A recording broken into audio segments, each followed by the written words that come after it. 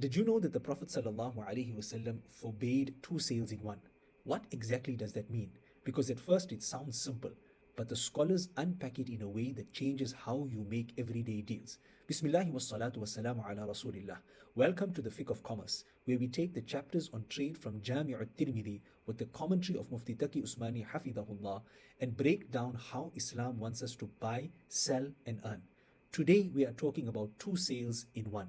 Abu Hurayra radiallahu an narrates that Rasulullah sallallahu alaihi wasallam prohibited conducting two sales in one sale. Now, the classical jurists, the fuqaha, actually give two different explanations of what this means. Let's take them one at a time.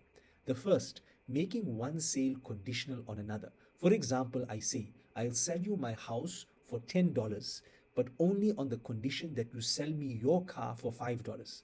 Now, notice what's happened. My sale of the house is no longer standing on its own. It's now tied to and dependent on a completely separate deal, and that extra condition goes against what the contract is actually meant to be.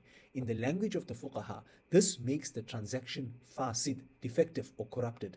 One clean sale has been tangled up with a second one. The second explanation is about price uncertainty. Imagine I offer you a book and I say, it's $10 if you pay cash or $15 if you pay on credit. And you take the book and walk away without either of us ever locking in which price applies. We never actually agreed on a single price. The deal is left hanging between two numbers. That ambiguity is exactly what Rasulullah sallallahu alaihi wasallam closed the door on. But here's the important part. This is easily fixed. If before the two of you part, the buyer simply specifies one of the options, I'm taking it for $10 cash, then the price is settled and the sale becomes perfectly sound. So the principle running underneath both meanings is the same. A sale in Islam must be clean and clear.